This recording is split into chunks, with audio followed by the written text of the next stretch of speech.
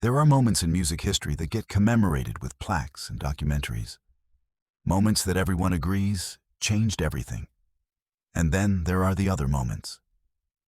The ones that happened in the margins, in the shadows between spotlights, in spaces where only a handful of people could see what was really happening.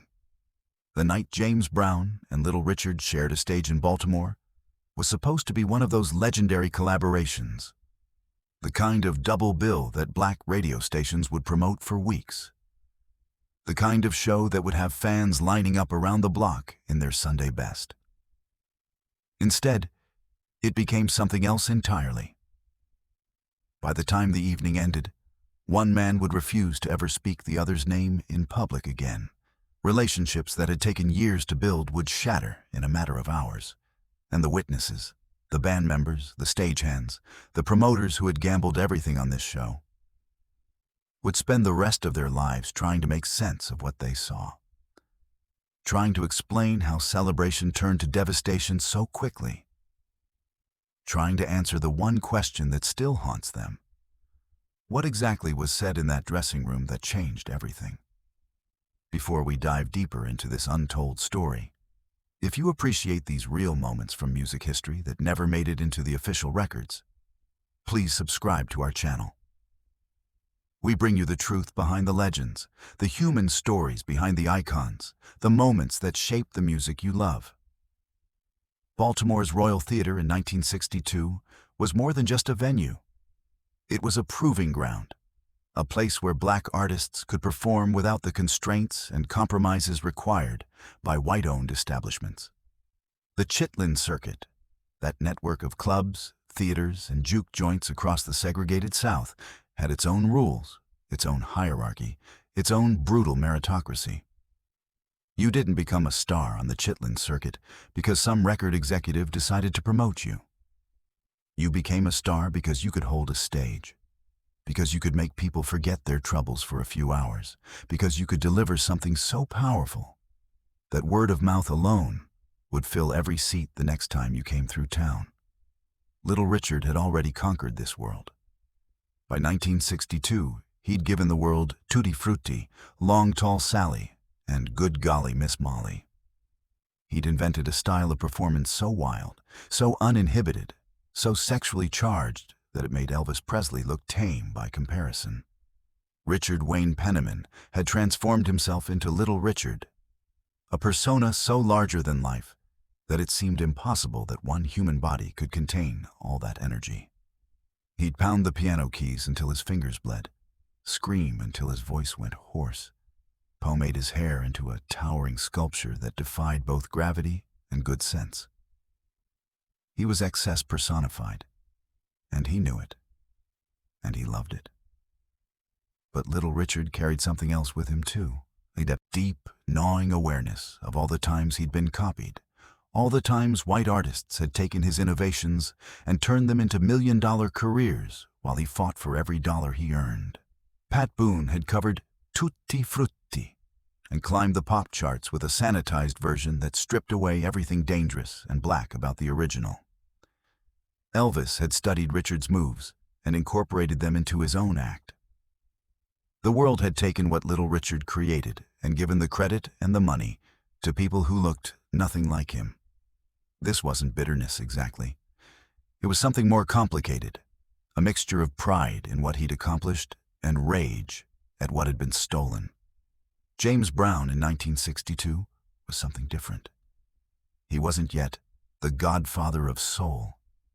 He wasn't yet the man who would revolutionize black music with Papa's Got a Brand New Bag and Cold Sweat. He was a rising force, certainly, someone everyone in the business was watching. But he hadn't yet achieved the absolute dominance that would define his later years. What he had instead was hunger, an almost frightening intensity of purpose that made everyone around him nervous. Brown had grown up in grinding poverty in Barnwell, South Carolina, had been abandoned by his mother at age 4, had spent time in juvenile detention for stealing. He'd clawed his way out of that life through sheer force of will, and he carried the desperation of those early years with him every time he stepped on stage. The booking itself should have been impossible. Little Richard was the headliner, the name that would draw the crowds. James Brown was the supporting act, expected to warm up the audience and then step aside when the real stars took the stage. But anyone who knew James Brown in 1962 understood that he didn't believe in supporting roles. He didn't know how to give less than everything he had. His famous Flames had been working on a routine that was designed to be devastating, a carefully choreographed combination of music, dance, and theatrical drama that would leave audiences emotionally exhausted. The centerpiece was something they were calling the please, please, please routine, where Brown would sing until he collapsed from apparent exhaustion, only to be revived and return to the microphone again and again, each time seeming to reach deeper into some well of emotion that should have been empty by now. The afternoon of the show, Brown and his band arrived at the Royal Theatre for sound check. The building itself was a monument to Black excellence, its Art Deco facade and elegant interior a statement that Black audiences deserved beauty and dignity in their entertainment spaces. But backstage, the atmosphere was cramped and utilitarian, a warren of small dressing rooms and narrow corridors where performers from different acts would inevitably cross paths. Brown's saxophonist, who would later recount this story to a music journalist in the 1990s, remembered hearing Little Richard before seeing him. That distinctive laugh, high and almost manic, echoing down the hallway from the star dressing room. Brown was obsessive about sound check. He would spend hours getting every detail exactly right, adjusting microphone placement by inches, making his band run through difficult passages over and over until they were flawless. On this particular afternoon, he was on stage working through the finale of Please, Please, Please when Little Richard emerged from his dressing room and stood in the wings, watching. The saxophonist noticed him first and felt his stomach tighten. There was something in Richard's posture, in the way he stood with his arms crossed, in the expression on his face, that suggested this wasn't friendly curiosity. This was scouting. This was a competitor studying the opposition. When Brown's rehearsal ended, Little Richard was gone. But 30 minutes later, a stagehand appeared with a message. Little Richard wanted to discuss the show's running order. Brown walked down the corridor to the star dressing room and knocked. What happened in the next 20 minutes would set the course for everything that followed. But the details remain murky, filtered through decades of rumor and selective memory. What is known is that Brown emerged from that meeting with his jaw set in a hard line, his movements tight with barely controlled anger. He gathered his band and told them something that made them exchange worried glances. They were going to perform last tonight, after Little Richard, and they were going to give the performance of their lives. The Royal Theatre was packed that night, every seat filled, people standing in the back and along the sides, the air already thick with cigarette smoke and anticipation. The show began with the opening acts. Solid performers who understood their job was to build energy without exhausting the crowd. Then James Brown and the famous Flames took the stage. And something shifted in the room. Brown had decided to ignore whatever agreement had been reached in that dressing room meeting. He was going first, as originally scheduled, but he wasn't going to treat it like a warm-up act. From the first note, Brown performed like a man possessed. He'd always been an intense performer, but this was different. This was strategic destruction. Every move was calculated to devastate. Every vocal run designed to leave the audience screaming for more. The famous Flames executed their choreography with military precision, their matching suits and synchronized steps, creating a visual spectacle that matched the sonic assault. And then came the finale. The Please, Please, Please routine that Brown had been perfecting for months. He sang the song with such apparent emotional commitment that it seemed to physically damage him. His voice cracked. His body trembled. And then, as the song reached its climax, he collapsed to his knees, overcome. Bobby Bird, Brown's closest friend and bandmate, rushed forward with a cape. a heavy, glittering thing that he draped over Brown's shoulders as if covering a fallen boxer. Bird began to lead Brown off the stage, supporting his weight, helping him toward the wings. The audience was on its feet, screaming. And then Brown shrugged off the cape and stumbled back to the microphone, gathering himself for one more chorus. The crowd went insane. Bird retrieved the cape and again tried to lead Brown away. Again, Brown threw off the cape and returned to the microphone. This happened 3 times, 4 times, each return seeming more miraculous than the last, each time pushing the audience's emotional investment to a higher level. By the time Brown finally left the stage, collapsed, spent, apparently unable to give any more, the Royal Theatre was in pandemonium. Backstage, Little Richard was silent. He stood in the wings and watched the audience's reaction, watched people crying and hugging each other, watched the way they stayed on their feet and kept cheering even after Brown was gone. And then he turned and walked back to his dressing room without a word. What Little Richard did next shocked everyone. Instead of following Brown's act with his own explosive set, instead of using his considerable skills to win back the audience, he made a decision that seemed incomprehensible. He sent word to the promoter that the running order would remain as originally discussed. James Brown would perform again after Richard's set. The promoter was confused. The original plan had been for Richard to close the show, to have the final word. But Richard was insistent, and he was the star. So the promoter agreed. Little Richard took the stage and delivered a performance that was, by his standards, restrained. He played his hits. He gave the audience what they'd paid to see. But something was missing. That element of danger, that sense that anything could happen, that made a Little Richard show unforgettable. The crowd responded enthusiastically. But there was a perfunctory quality to their applause, as if they were going through motions, as if they were already thinking about what came next. Richard could feel it. Everyone in that building could feel it. The spell had been broken during James Brown's set, and Little Richard either couldn't or wouldn't try to recast it. And then James Brown returned to the stage. He'd changed his suit, he'd recovered his energy, and he proceeded to deliver a second performance that somehow matched or exceeded his first. The audience, already exhausted, found reserves of enthusiasm they didn't know they possessed. People were dancing in the aisles.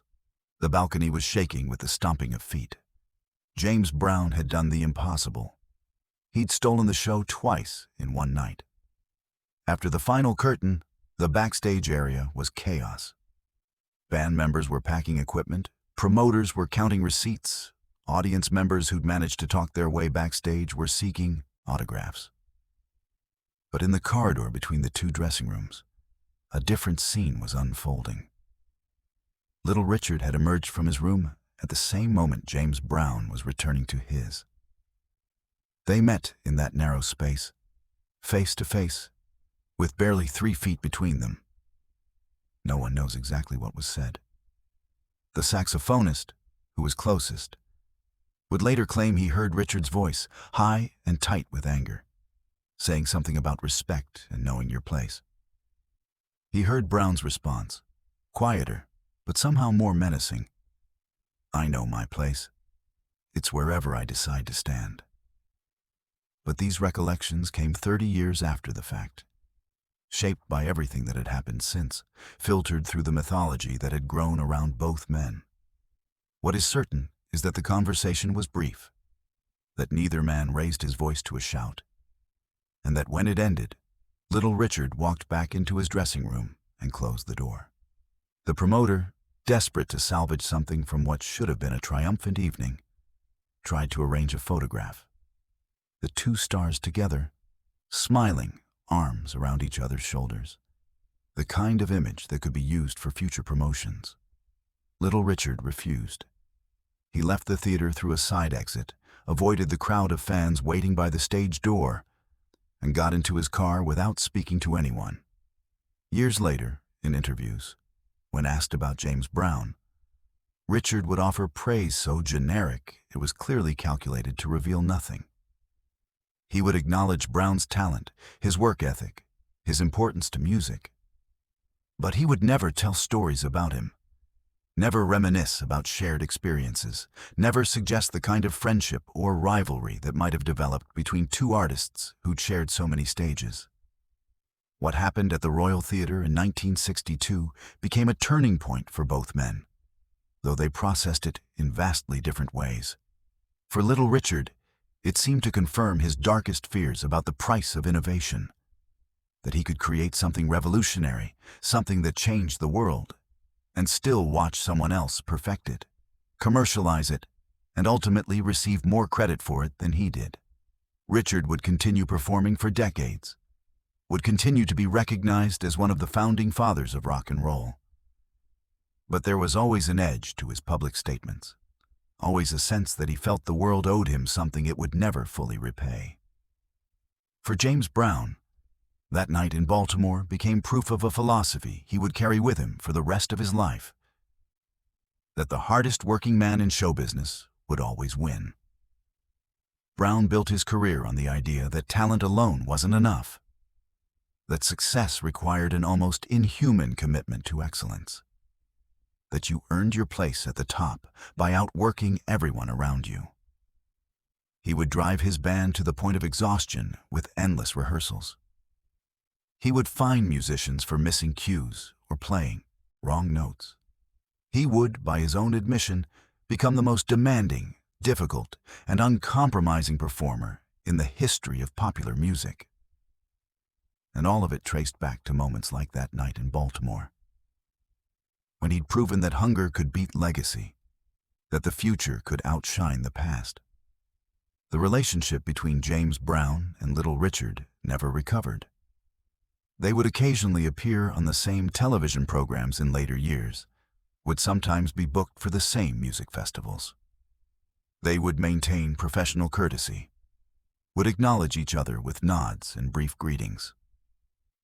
But they were never friends. They never collaborated. They never sat down for the kind of lengthy, honest conversation that might have cleared the air or built understanding. Instead, they remained what they'd become that night in Baltimore: rivals locked in a competition that only one of them seemed to know they were fighting. The witnesses to that evening, the band members, the stagehands, the promoters, would spend years debating what really happened. Some argued that Little Richard had deliberately set up James Brown to fail, had insisted on the split billing knowing that Brown would empty his tank in the first set, leaving nothing for a potential encore. Others claimed that Richard had shown mercy by not unleashing his full power during his own set, that he could have destroyed Brown if he'd chosen to, but had decided to let the younger artist have his moment. Still others suggested that the whole evening had been a miscommunication, a series of misunderstandings between two proud men who'd both felt disrespected in ways they couldn't articulate. But perhaps the simplest explanation is also the truest. Two extraordinary artists, at different points in their careers, both carrying wounds that made them vulnerable to slights, real or imagined, collided in a space too small to contain them both. Little Richard, having spent years watching others profit from his innovations, saw in James Brown another artist who would take what he'd created and push it further. James Brown, still clawing his way out of poverty and obscurity, saw in Little Richard an obstacle to be overcome, proof that past achievements meant nothing if you couldn't defend your crown. Neither man was entirely wrong. Neither man was entirely right. And the friction between these two forces generated enough heat to forge the future of soul music, even if it burned both of them in the process. The Royal Theatre in Baltimore is gone now, demolished in the 1970s as the neighborhood around it decayed and the economics of live performance shifted. There's no plaque marking what happened there in 1962. No historical marker explaining that this was where James Brown became inevitable. And Little Richard learned that being first doesn't guarantee being remembered. The story survives only in the memories of people who were there. In the occasional interviews where musicians let slip details about that legendary double bill. In the careful silences that both Brown and Richard maintained whenever they were asked about each other. It survives in the music they made afterward. Brown's relentless drive toward funk, Richard's periodic retirements and returns, both men forever trying to recapture or escape something that happened in the shadows between spotlights. In that narrow corridor, where pride met pride and neither would yield. What was said in that dressing room that changed everything? Perhaps the question itself misunderstands the nature of the change. Perhaps nothing needed to be said. Perhaps all it took was two men looking at each other and recognizing that the world wasn't big enough for both of them to be kings, not in the way each of them needed to be king. Perhaps that recognition was enough to break something that could never be repaired, to create a distance that would never be crossed, to turn what might have been a friendship or a productive rivalry into an eternal, unspoken standoff. The silence between James Brown and Little Richard became its own kind of testimony, a negative space that defined both their careers and told the truth about the cost of greatness in a way that words never could.